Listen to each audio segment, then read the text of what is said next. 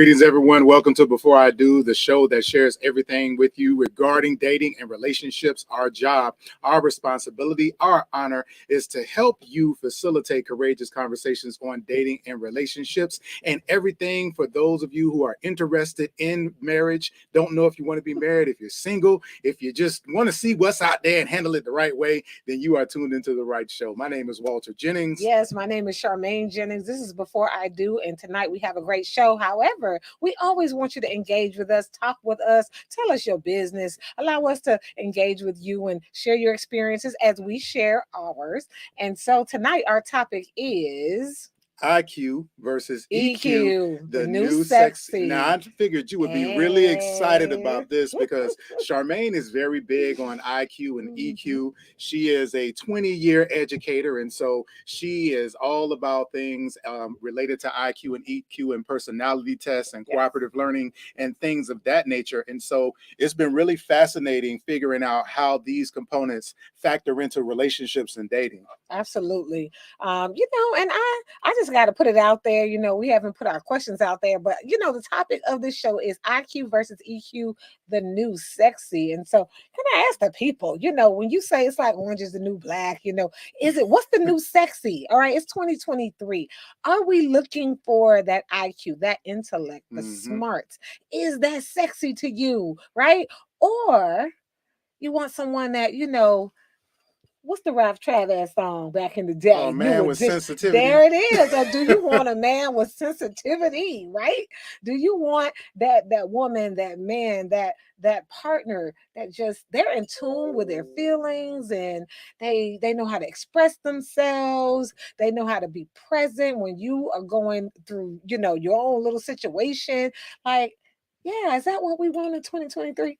Well, that's a great question. And I actually apologize to you because we did tease one of our questions for tonight on social media because we thought that it would hopefully drum up some interest. And so we do actually, we're going to cover that question a little later when it comes to IQ and EQ and your preference. And do we have expectations for IQ and EQ based on gender? So that's one of our Speak Now questions that we'll get into. But we want to start again by establishing some common ground as it relates to IQ and EQ, because we can get into a place where we throw words around, but not really are clear on what the definition is. So when we talk about IQ it stands for intelligence quotient, and it is the measure of a person's reasoning ability. Now, notice that this is not just about knowledge. IQ is supposed to gauge how well someone can use information and logic to answer questions or to make predictions. So IQ not only includes what a person knows, but how well they understand and use what they know. So it's important to know that knowledge does not necessarily equal intelligence. I will say that again. Wow. Knowledge does not necessarily equal intelligence. Knowledge is information. It's what you know. Intelligence is your ability to be able to use that information and put it into action. So when we think about IQ tests, right? So IQ tests are actually designed to assess a person's intelligence by measuring their short-term and long-term memory. It measures how well individuals can solve problems, how well they can recall information that they've heard, and how quickly that they can complete certain activities. Now, there are two main components when an individual takes an IQ test. Now, listen closely because you may have heard these before: verbal and nonverbal communication.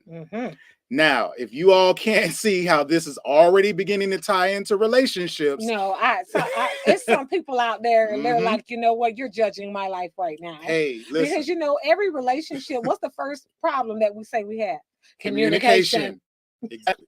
So this again all ties back to when we talk about IQ, it's measured by verbal and nonverbal communication. So these tests are usually administered to children, and parents use them to plot their academic course. Now, this is something that parents have actually deviated from over the years. I remember I was given an IQ test. I don't remember taking the test, but I remember back in the 70s and in the early 80s, where it was still a thing for children to take IQ tests. But then moving into the mid 80s and the 90s, a lot of parents began to move away from that, because what they found is that they were oftentimes setting their children up for either they weren't setting their children up for success by assuming what they could grasp based on their IQ tests, based on their score. So for certain children, obviously, the sky's the limit if they got a high IQ test. But then for other children, the ceiling was lowered simply because of a score that they made on an IQ test. So again, over the years,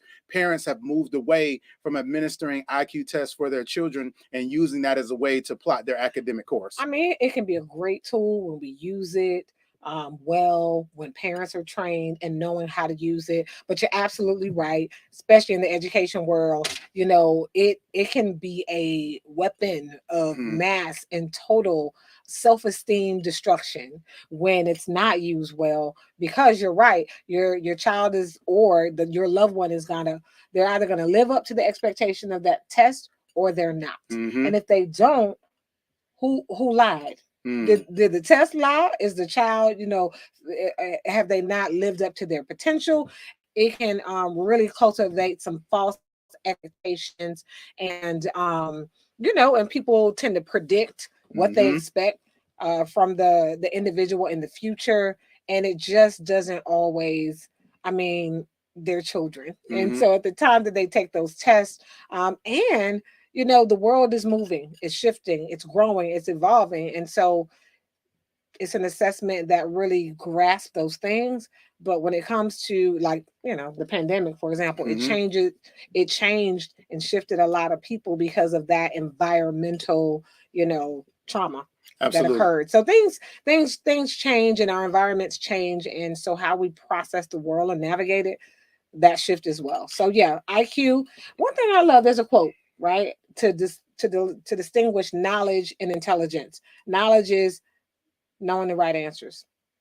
Intelligence is knowing how to ask the right questions. And I love that quote because it does really separate knowledge and intelligence. And we use that a lot in the education world. And similar to dating and relationships, IQ only measures a person's potential. So we can make long-term decisions based on short-term information and what we observe and we see. So we have to be very careful, again, when it comes to utilizing a number to assess someone's long-term ability. So in other words, if somebody has this on their, what do you call it, their relationship, profile, and they're telling me that they have a high IQ, and why that might be sexy to me, I might want to, make sure that I have some other areas where I'm focused on that. That's right. All right. And then we get into EQ, that emotional quotient or emotional intelligence. That word is being thrown out all over the place right now because, very popular. Again, we want more of it. It says emotional intelligence is pretty much the ability to understand and use and manage your own emotions in positive ways, to relieve stress, to communicate effectively, to empathize with others, to overcome challenges, and diffuse conflict. So EQ can assist with helping a person to connect with their feelings, turn intention into action, and making informed decisions about what matters most to you. So, what is your emotional intelligence, right? And it's commonly defined in 4 different categories. So, one category is self-management. How well do you manage yourself? Are you aware of your emotions? Are you able to control them, manage them? Do you know how to soothe yourself, to de-escalate, to before you escalate? Can you regulate yourself? Can you manage your impulses and things like that? And pretty much, can you follow through on your commitments? Can you adapt to changing circumstances? So when you're in a relationship with someone, self-management is important because if they're not able to manage their self, there's a common trend where when an individual isn't able to manage themselves, a lot of times they'll try to manage other people. I don't want to have to regulate myself. Mm-hmm. I don't want to have to take initiative. I don't want to have to follow through on my commitments. But 9 out of 10 times, this is an individual, when we don't build these skills and strategies, we absolutely hold other people to a higher expectation for something I don't know how to do, don't intend to do. And you know what? I don't have to do it. Because if I'm in a relationship with you and you will accept it, I absolutely will take advantage of that. So that's one aspect of emotional intelligence. Then we have, can you manage yourself, but are you self-aware? Are you able to recognize your own emotions, how they affect your thoughts and your behaviors?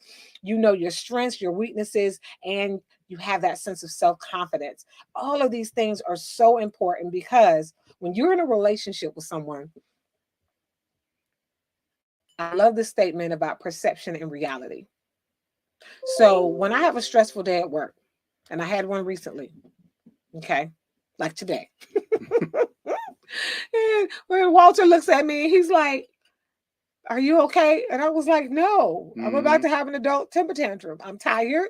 I've been cheating sleep, and I have to catch up on my self-care regimen because I've had some pretty late work nights." And so you have to be self-aware, right, of where you are. And so guess what? When I cheat sleep, I am not my best self because the smallest thing can probably move me from peace, calm to frustrated and irritated, right? So on one day, if I'm well rested, my diet is well, I can handle some of the turbulence that will come throughout the day. When I'm not, and so our self-awareness is very important. Then we have social awareness. That's our ability to be able to understand the emotions, needs, and concerns of other people, to be able to pick up on their emotional cues. So Walter today was aware of my emotional cues and my feelings and things like that, and conducted myself accordingly. Yeah, I've ring been the trying. bell, ring the bell, you deserve Conducted the bell. myself accordingly. Absolutely. What does that mean? That doesn't mean go hide in the closet. Well, no, but what it means is that I have to be aware of my words. I have to not internalize and take things personally. I have to not respond, not become easily offended, and give you space. Now you will come and look for me, and so I make so I don't, again, as you mentioned, try to avoid you. Right. But what I do is give you space, and if you do come look for me, make myself a sounding board and make myself available for conversations and releases that you need to have. Yes. And when he said I came to look for him, it wasn't to pick a fight. No. It wasn't to irritate, escalate, or whatever. I'm having a bad day, so he's having a bad day. And our house, we have some serious rules, unspoken rules, and our oldest daughter loves to crack jokes about them because whining and things like that. It's like somebody scratching an old school chalkboard. And so when either of us are cranky, we have this thing like, look, go get quiet, go somewhere, and deal with your emotions, your feelings, or whatever. And when you are healthy, when you are chemically balanced and all of those other good things, then you come around to commune with others. But first, take the time that you need to regulate yourself. Otherwise, that's what toxicity looks like, when you are not in a healthy space and now you are spreading that around to other people. I think Miss Tabitha Brown? Yeah. That says that don't go around spoiling other people's bad days because you're having a bad day. Okay. She does it in the most beautiful Louisiana accent. But the way she says it is that, have a good day, and even if you can't, don't spoil somebody else's. Something like that. I love it. And so there's that social awareness. And the fourth area of emotional intelligence is relationship management. How are you managing your relationship? And here at Couples Academy, yes, we want you to turn up. We want you to have a good time with your friends, your relationship with yourself, your relationship with your spouse, your partner, your family. We business of helping to cultivate healthy friendships and relationships. And so that relationship management is great. It's about having good experiences with your circle, inspiring, influencing your inner circle, working well with your team at work, and most importantly, managing conflict. It's gonna come. It's going to happen. Conflict is inevitable because we are all uniquely different. We think different. We operate different. So How do you manage conflict? Do you just cut people off? And that's it. Kill switch. You're done. Canceled. And I'm not dealing with you anymore. That is not a productive way of managing your relationships, because you can't cut everyone off. And at some point, you need the people who are around you. Absolutely. So hopefully you all can see and hear that we need both IQ and Mm-hmm. EQ. So they are equally important. We need them not only to navigate relationships, but also to navigate the world as well. So they both have weighted value. And so remember that as we go into our first Speak Now question of the night. Now, we know you want to say the answer to this question is both. But if you couldn't answer for both, if you had to choose only one, would you rather have someone that has a high IQ and a low EQ, or a low IQ and a high EQ? So if you had to make a choice of who Mm. you would want to be, if you had to be in a relationship or deal with someone, would you want it to be someone with a high IQ and a low EQ, or a low IQ and a high EQ? So go ahead and put your answers in the chat. Charmaine, what say Oh you? man. Oh man. Why do we do this to ourselves? Yeah, well, we got to make them good I questions. know. Mm-hmm. So I this one, it's not as hard for me as I make it out. However, while I love some intellectual intimacy, I love me a smart brother. I love my man smarts, okay?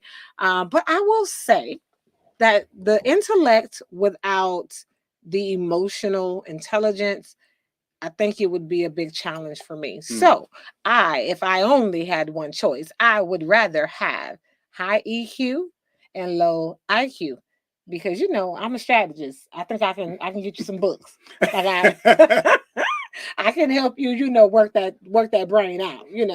Yeah, it's not even a second thought for me, because I'm an empath. I'm a big empathy and EQ person. So absolutely high EQ, low IQ, high EQ, low IQ for me. Mhm. Same way. I would rather someone that has that heart, that has that concern, that is considerate of other people, and is mindful of themselves and their emotions and how they move through the world, than someone that has that intellect, that has that smarts. And because again, we can read some books, we can study, and we can learn some things. Hey, you also, again, that's our first Speak Now question. Please put your answer in the chat. Do you prefer someone, if you had to make a choice, that had high IQ and low EQ, or low IQ and high EQ? We're going to take a quick commercial break, Make a choice. and we will be right back with more Before before I I do. Welcome to the Couples Academy app. The Couples Academy app is your go-to hub for how to do marriage right. Get started with our app today by perusing our amazing features that conveniently allow you to connect. This app is packed with powerful content and resources to help you grow and stay connected. With this app, you can watch our messages, find marriage resources, watch, listen, and read the real-life stories of restored couples, sign up for events, read articles and blog posts, stay up to date with push notifications, share your favorite messages via Instagram, Facebook, Twitter, or email, and download messages for offline listening. For more information about the Couples Academy app, go to couplesacademy.org. Hey everyone, welcome back to Before I Do. Tonight we're talking about IQ and EQ, the new sexy. Is it new sexy? It's the new sexy. I think it's the But you new gotta sexy. say it. You gotta say sexy. You gotta say sexy. Yeah, it's the new sexy. That's right. Mhm. Miss Virginia is blowing up the chat. She says, exactly. I love my man being smart, but if he is Yes. in control of his emotions, he will take time to invest in his intelligence. I'm on bail duty tonight, y'all. So I'm gonna ring the bell for that. I am on bail duty. That's So right. yes. So again, IQ and EQ are definitely important. And so there are things that the way that they show up in relationships is very critical. And so we want to talk a little bit about some of the ways that IQ and EQ show up in relationships. Mhm. All right. So, Charmaine, you want to kick us off? All right, starting out first, pretty much it shows up in relationships. IQ, all right, pretty much that this individual learns quickly. Mm-hmm. Many people with the high IQ, they're successful. Okay. And Mm-hmm. so that's sexy. Yeah. It's sexy to be successful, right? Their level of intelligence pushes them to do better than others, Mm-hmm. although a healthy IQ doesn't guarantee success. So it doesn't guarantee it, but it sure does provide a cognitive ability to be adaptable and quick learners. And so that is sexy. Absolutely. Now, on the EQ side, the way the EQ learns is that primarily they learn through meaning. Now, individuals with a high EQ, they are driven by the why. And it can often be difficult for them to grasp certain concepts or theories if they are unable to understand and frame its context and origin. So for them, there is very important for them to understand the why, where it comes from, how is it used, who invented it, and what was their mindset. So they may not learn as quickly because for them, their process is a lot slower and a lot broader. And so they don't get to grasping those concepts until they really have a firm understanding on the meaning of it. All right. So hopefully we talking about you. Hopefully you know who you are in the relationship and which one of these you were showing up as. All right. Also IQ. All right. These individuals, they're more critical. They have a more critical perspective about life. And often they see their failings of the world better than other people. So while you and I can pretty much just deal with it, adapt and move on, they remain bothered about the human condition and other people's idiocracy. All right. They don't see why the world is behind and when it needs smarter people in the right places doing the right things. And they treat the issues facing the world with more criticism. So sometimes they can come off as a little negative, critical, judgmental. These are the people you're like, oh, right? But we do often need their perspectives and they do add value. Absolutely. On the EQ side, these individuals, they have a broader and more optimistic perspective of life. Now, a high EQ makes it easier to adopt a glass half full kind of attitude, but this might make new solutions less appealing. They may find themselves thinking, why do we need to fix this if it's not broken? If it's not broke, don't fix it. And they'll ultimately shrug off new solutions. So EQ equates with more self-control, yet extreme levels of self-control translate into counterproductive perfectionism and risk avoidance. So these individuals will stunt their creativity and their growth by sticking with the status quo, by staying with what they know, rather than branching out as a person with IQ, as a person with high IQ would, because they really favor habit and routine. They also say that high IQ individuals with high IQ, they don't like to rock the boat or stand out from the crowd. So these individuals, again, because they have that empathy, they find themselves more wanting to go along with what everyone else is doing rather than try to shake things up and feel like they're disrupting people's thoughts. And to clarify, high EQ people don't like rocking the boat or standing out from the crowd. Correct. Got it. However, the opposite can be said of the IQ individual. They are selective, okay? They can be selective in their associations as they expect more out of any social interaction than that they commit themselves to. So they have high standards for the social groups they go with or that they associate themselves with. They think many others who they interact with, they should be able to relate. You should be on their intellectual level. It is true that the smart want to be with other smart people. And so still thinking highly of themselves may make them more prone to rebel and chart new paths for themselves. And again, all of these things, when these are used for good, they can be great. But when they are at their extreme, sometimes they can be a lot in a relationship, on both sides. Absolutely. So on the EQ side, EQs can be they can be social and accepting. And so having a high EQ, it means more than just the ability to understand people. It also refers to a person's willingness to spend time thinking and asking questions about other people. And when we ask people questions, when we're getting to know them, when we're speaking to them, they actually feel valued and appreciated. And so this helps the EQ, the person with the high EQ, maintain a curious and open-minded outlook, and it makes it easier for them to connect with the people around them. However, some people believe that high emotional intelligence means you need to be nice to everyone or allow yourself to be mistreated or bullied. Because And you're nice. exactly, because you're nice and because you're understanding and because we accept people the way that they are, and that's just the way they conduct And themselves. because I'm an empath, Right, I will exactly. admit sometimes people will say I'm an empath. Like there's no other empath in the room. Like, Mhm. but anyways, yeah. And I think that's really important about, Mhm. not allowing yourself to be mistreated and bullied Yes, because absolutely. you have a high emotional intelligence. Beware. There's a good book out there called Good Boundaries and Goodbyes. Mm. And I don't know, it came across my Amazon list and I can't wait to read it. Good Boundaries and Goodbyes. Mm. So I'm just throwing that out there. Y'all check it out. I haven't read it yet, but it came up on my Amazon and I said, okay. We've been talking about boundaries with clients a lot lately. So I'm going to check that book out. Are we ready for our part 2? Our next question? We're ready for our part 2. Okay. And Miss Virginia, I see your question and I see your quote, and you are exactly where we are going. So everyone, our Speak Now question number 2. Do you think gender plays a role in IQ or EQ expectations in a relationship? If so, how? Come on now, somebody. Now I will say I think yes, especially from a traditional mindset.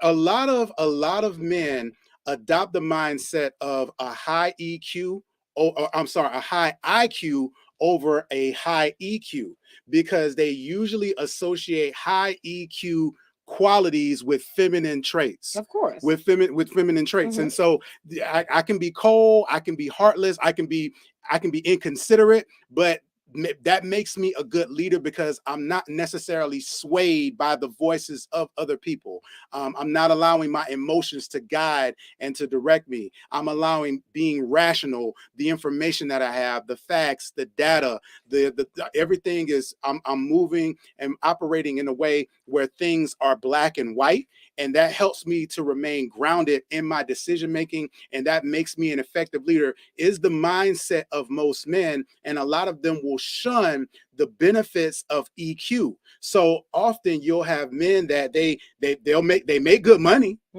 They provide for the household, but they are completely emotionally detached from their families.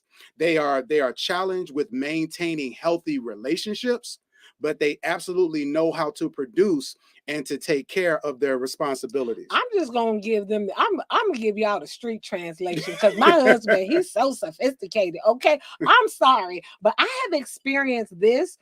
And I've experienced this not from all men, but definitely some men. I've experienced their straight up, no chaser definition of this is emotions equal weakness. Absolutely. Right? Emotions equal right. I'm not a man. Yep. Okay. Because that's a female thing. That's a woman thing. That's an estrogen thing. It is not to be connected to my testosterone, my masculinity, any of that. To be emotional is to be weak. And, and that's just not what it means to be a man. And I was mostly disturbed. I can remember used to be driving to work, listening to a particular morning radio show. And there was a woman, African-American woman, she called in the show and they were talking about allowing their sons to cry and what they thought about that, or kissing their sons. And she says, oh, I would never allow my son to cry. And I would also, I don't allow his dad to like hug him and kiss him. And I'm thinking to myself, what is going on? And she says, because I don't want my son to be weak. And I'm like, wow. When did we get here? It is a natural part of the human experience. We are wired to respond and to need and to really rely on the connection, that human connection, skin to skin. I mean, research studies show when infants have that skin to skin contact, they can hear the heartbeat of the parent, their brains. And again, there's certain things that just don't, they don't develop when we don't have the human connection holistically. So it's a sad thing when I hear, people equate emotions with being weak. Yeah. And we have to, and it's important to, again, break out of this mindset that gender has to influence which extreme you should operate in. Absolutely. And even to be perfectly honest, as we look at how times have changed and as women have been allowed into and now embracing the workforce, having the opportunities for higher education practices, what we see is an increase in the IQ of women. Not because they did not have the ability, but because they did not necessarily have the access. And so now that they have the access, what you see is not only a increase in IQ, but also there is a staying and stability with the EQ. So this actually goes right along with Virginia and Miss Triansha. Thank you, Triansha, Miss Reese, and Miss Smith. You all's questions. You asked the question: is it possible to be fairly equal in both IQ and EQ? And the answer is yes. Absolutely. That should be our goal as humans. That is our life's work, is to work at balancing our IQ and our EQ. And I'll be perfectly honest, from my perspective, I believe that we as men are really challenged in that area right now, where as times are changing, as our women now have equal access again to education, where they're able to have some of the same positions and some of the same positions and opportunities with employment and promotion as we have, and men are struggling with that, and we see you all as competition, and we should not. The competition should be within ourselves. That's right. And embracing and growing our EQ without sacrificing our IQ. Absolutely. So absolutely, that should be the goal, and we can and should work at balancing both. I did want to comment on Miss Smith's comment about she says I think my EQ is high and my fiance's is high in IQ. And you know what? I love this because a lot of times in couples, that is what draws us together, right?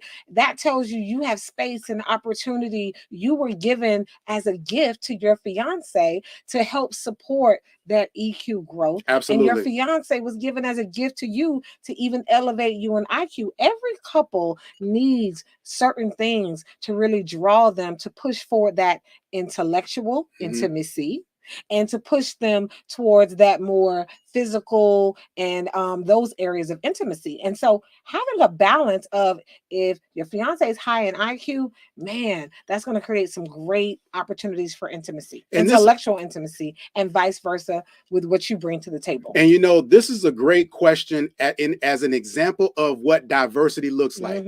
Because when people hear diversity, we immediately think race. Yes. We immediately think ethnicity. But having a difference when it comes to a person with a high EQ and a person with a high IQ, we can't possibly be compatible because we have strengths in two different areas. However, what you have is you have the opportunity to complement one another. Yes. So if you have a person who has a high IQ, that's a person that is usually very strong in processes, in strategies, in procedures, in implementing structures and procedures that can provide order to help you be more productive. When you have a person that has a high EQ, that's a person that usually is strong in their people and their social skills. They're going to be the ones to make sure we don't forget that birthday. Exactly. We celebrate milestones in the home. The atmosphere in the home is nurturing, and it's open to making sure that we're building really those supports and how we experience the world. Absolutely. This has been good. This has been great. Enjoyed it. This has been great. And thank you all for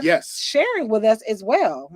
Absolutely. Hey, you all. So thank you all for tuning in to Before I Do. We, again, are Couples Academy practitioners. So be sure to like, share, and subscribe at couplesacademy.com. And more importantly, reach out to us for a session. If you are dating, if you're in a relationship, and as Charmaine always likes to say, is everybody in a relationship? Everyone is in a relationship because you're in a relationship with yourself. So definitely take the time to nurture it, pour into it, build it up, enhance that IQ and EQ so that when you are ready to share your life with someone else, you'll be ready. And definitely IQ and EQ is the new sexy. We want you to be balanced. We want you to be healthy. I gotta say it. IQ and EQ is the new sexy. Let me hurry up and get off this show. Everybody, thank y'all so much for tuning in to Before I Do. Be sure to check us out the same time next week here for another edition of the show that shares with you everything that you should do before saying I do. Is Before I Do right here on the Couples Academy. We'll see y'all next week. Night, everybody. Good night.